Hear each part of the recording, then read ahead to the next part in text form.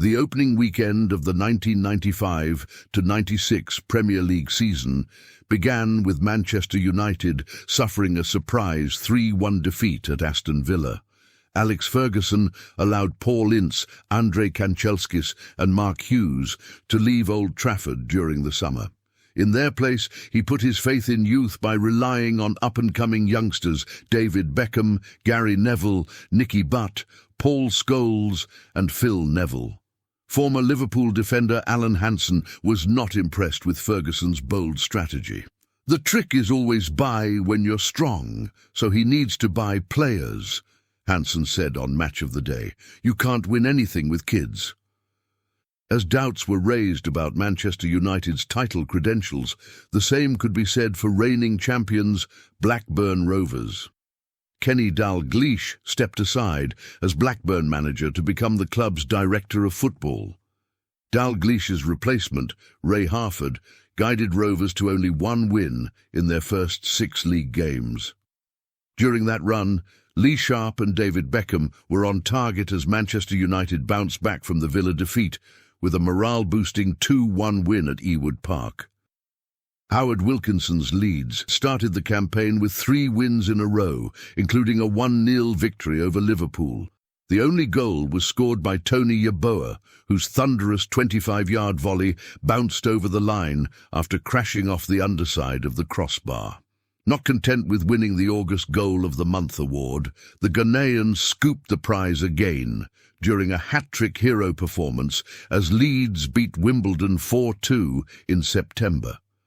Yeboah chested the ball down 35 yards from goal before controlling it with his left knee.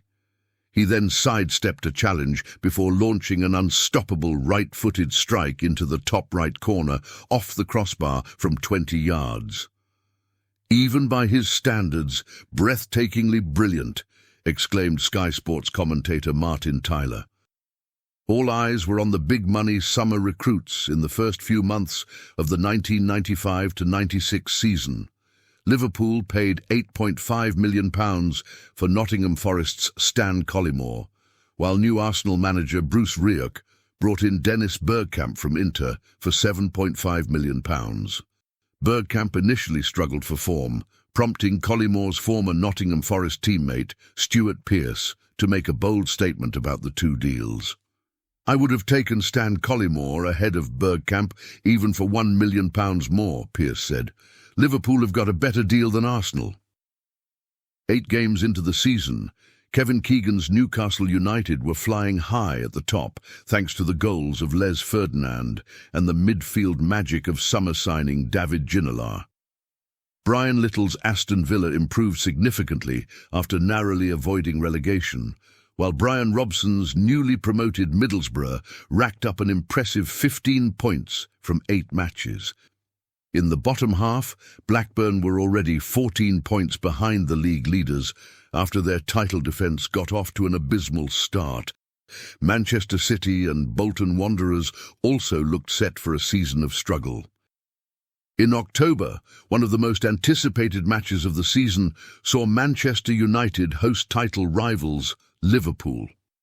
Eric Cantona, banned for 8 months after kicking a fan in January, made his long-awaited return in front of his adoring fans at Old Trafford. The high-collared Frenchman lined up alongside Andy Cole in attack, while Ian Rush partnered Robbie Fowler up top for Liverpool. Fowler grabbed 2 goals for the visitors, but the day was all about Cantona.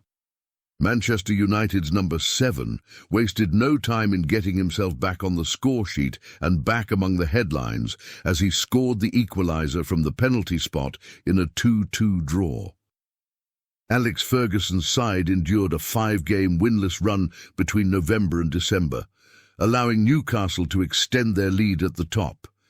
Kevin Keegan's men went 11 matches in a row without losing, a run that included a thumping 6-1 win over Wimbledon.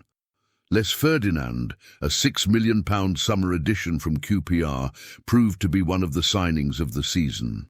Newcastle also survived a tricky set of November fixtures against Liverpool, Blackburn, Aston Villa and Leeds to cement their status as title favourites. By Christmas Day, Newcastle were 10 points clear at the top of the table. Dubbed the Entertainers, Keegan's free-flowing side were fun to watch and viewed as many fans' second team due to their attacking playing style. Further down the league, a shock 7-0 win over Nottingham Forest helped Blackburn climb the table. However, the champions were still nowhere near the title picture. In the relegation zone, a 14-game winless run meant Wimbledon found themselves battling to stay in the top flight alongside Coventry and Bolton. 2 days after Christmas, Manchester United closed the gap at the top to 7 points after beating Newcastle 2-0 at Old Trafford. Andy Cole scored against his former club before Roy Keane added a second. The Red Devils' joy was short-lived, as a 4-1 New Year's Day loss at Tottenham severely dented their title hopes. Meanwhile, Newcastle bounced back from the Old Trafford defeat by winning 5 consecutive matches to go 12 points clear with 15 games to go. Kevin Keegan also strengthened his squad by signing Colombian striker Faustino Asprilla. Asprilla joined from Parma for £6.7 million and arrived with a big reputation. Elsewhere at the top, a 14-game unbeaten run between November and March put Liverpool on the edge of the title picture. Robbie Fowler added to his glowing reputation by scoring a hat-trick against Arsenal for the second season in a row. He also found the net twice in a scintillating 5-0 win over Leeds. Liverpool looked a long way off being championship contenders in the first 3 Premier League seasons, but Roy Evans had them looking like the real deal again. After an early season wobble, Alex Ferguson's Manchester United kids found form at the perfect time. They hammered struggling Bolton 6-0 during a run of 11 victories in 12 games between January and April.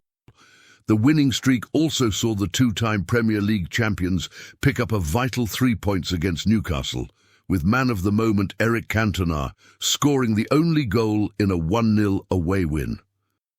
Newcastle only picked up 4 points in 5 games heading into April, leading many to question whether the signing of Faustino Asprilla was really worth it.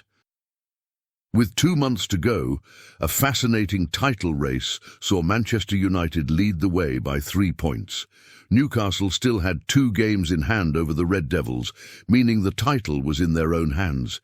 In the bottom half, Leeds and Middlesbrough dropped down the table after promising starts to the campaign. Ron Atkinson's Coventry were in serious danger of going down, while perennial strugglers Southampton relied on Matt Letitia to keep them above the drop zone.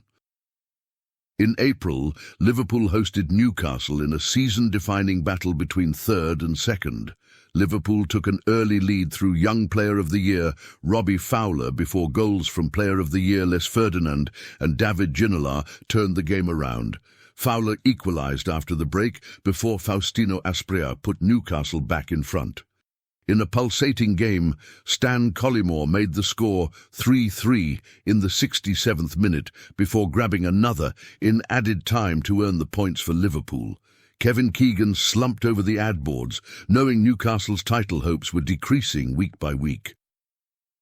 Manchester United continued their march towards the title with a 1-0 win over Leeds. The visitors were forced to play defender Lucas Radebe in goal for 73 minutes after Mark Beanie's red card. After the game, Alex Ferguson questioned why 10-man Leeds produced such an impressive performance against his side compared to other opponents. "They're cheating their manager. That's all it is," Ferguson told Sky Sports. Of course, when they come to Newcastle, you wait and see the difference. It's sad to say that, but I'm very disappointed in Leeds. Ferguson also implied Nottingham Forest might go easy on Newcastle in another upcoming fixture, because the 2 teams were due to face each other in Stuart Pearce's testimonial. Alex Ferguson's digs sparked a furious reaction from Kevin Keegan on Sky Sports after Newcastle beat Leeds 1-0 to remain in the title race.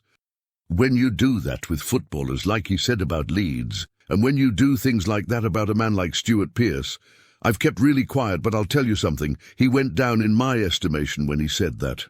We have not resorted to that, But I'll tell you, you can tell him now, he'll be watching it. We're still fighting for this title, and he's got to go to Middlesbrough and get something.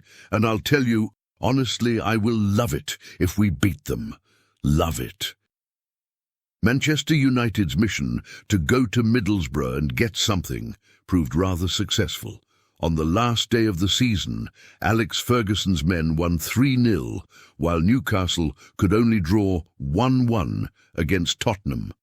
As a result, Manchester United clinched the Premier League title by 4 points. Elsewhere, a thrilling final day saw Manchester City go down after a 2-2 draw against a Liverpool side whose form petered out towards the end of the season.